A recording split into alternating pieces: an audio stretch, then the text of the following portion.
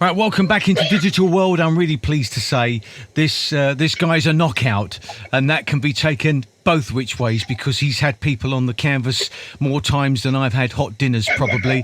This guy has had an amazing career. I'm really thrilled to have Mr. John Conteh. Welcome to the show, John. Hi, Mike. Good to be here. Amazing. And thank God we all do this, because without charities, I think this country would be in quite a lot of trouble right now, John.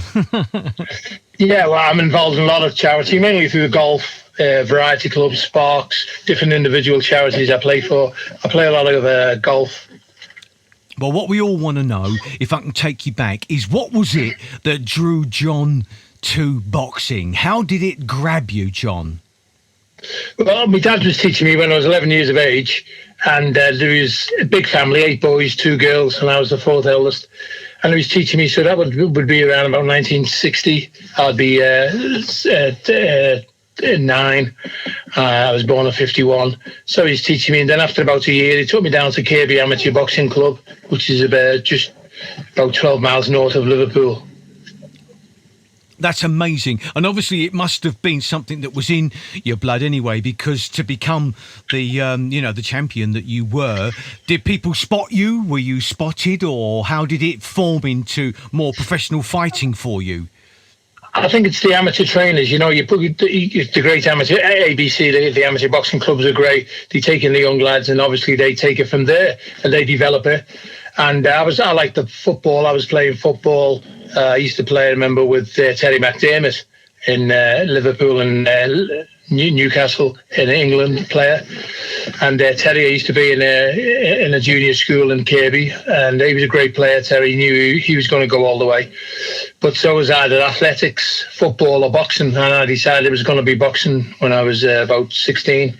Amazing. And just for the listeners, I mean, in the early stages, when you're taking those hard punches, when you're not as good as you became, how do you get through the barrier of, wow, that's painful, do I really want to do this? How does that work in your mind, John?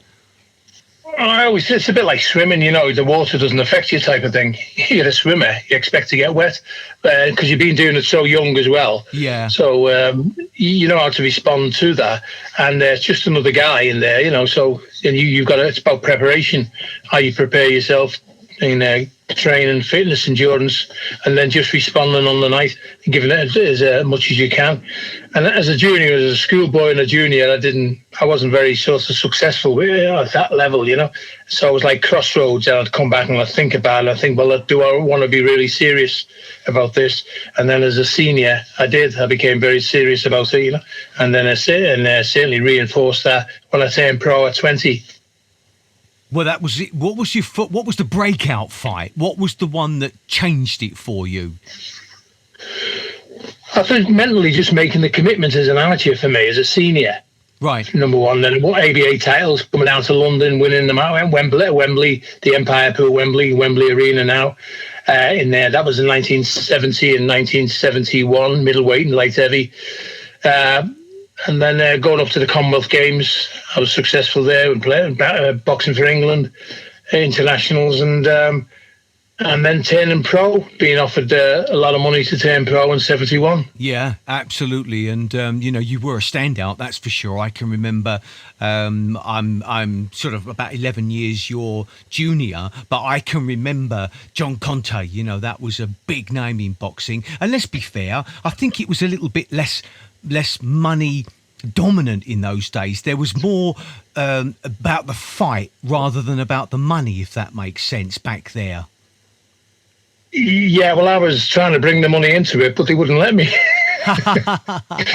No, the money's great, you know what I mean? If they're mad, they're getting so much more money because of television and all that. Oh, yeah. That was terrific. It was a big incentive for me, the money, Of course. Because you're hungry. When you're hungry and you're poor and you want to do better for you and your family. So that was a big incentive.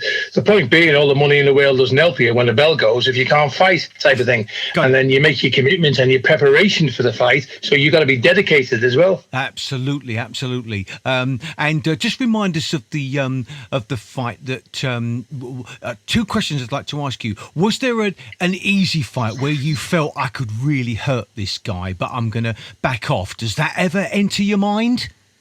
Sometimes, yeah, it's certainly coming up on the like the earlier fights, and you're as a professional, and you're thinking, oh well, this guy's, you're much better. You're much better than him. Like, you feel a bit sort of guilty about throwing your best shots, and then next thing, whack, you get a shot off him, and you almost say you want to go over and thank him, say, oh thanks, because it releases you, to do what you want to do. I get so, it. Yeah. And what would you think was the fight that was the one that not worried you the most, but was the hardest one that really took a lot out of you? What would you say that was?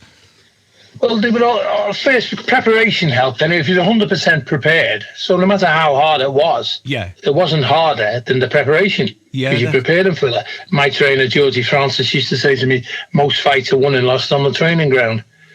So, you reproduce the fighter in front of you on the training ground, pushing, endurance. And then I had about 7 15-round world title championship fights. Chris Finnegan was a hard fight for the British and Commonwealth and European titles in 73, 15 rounds, as it was then. 15 rounds winning the world title was my hardest. That's against George Holoway for the vacant light heavyweight championship in 1974 at Wembley, when he fought 5 months earlier against Bob Foster to a draw in Albuquerque. Bob was the champion. He retired, left the title vacant, and me and George fought 4 months later, 4 or 5 months later at Wembley.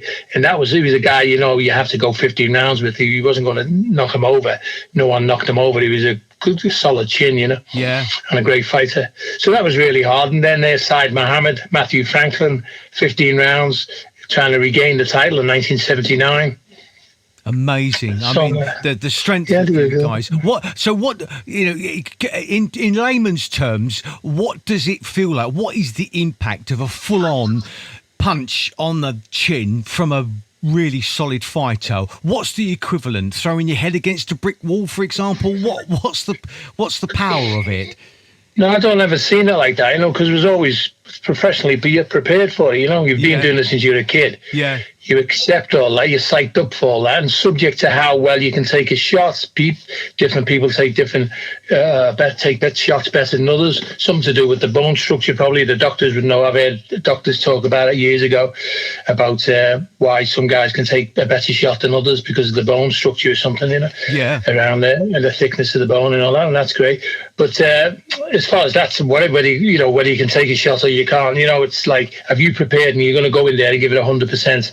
That's the main thing, as opposed to worrying about whether about what he's going to throw or whether I can take a shot or not. You just go and give it your lot. As long as you give 100%, you walk out there as a winner. Yeah, absolutely. And it must hurt at the end of a long, hard fight. That's for sure. For a few days after, but how does? Oh yeah, definitely after the fight.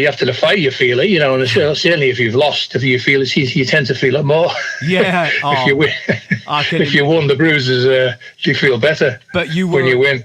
You were a really good-looking, strong, physical-looking man. How did you keep the looks? Because with great respect, some of the big boxers, they ended up like Bugner and people like that with real broken, busted cheekbones and noses and all sorts going on. But you've kept yourself looking great, so you must have been really good at defence.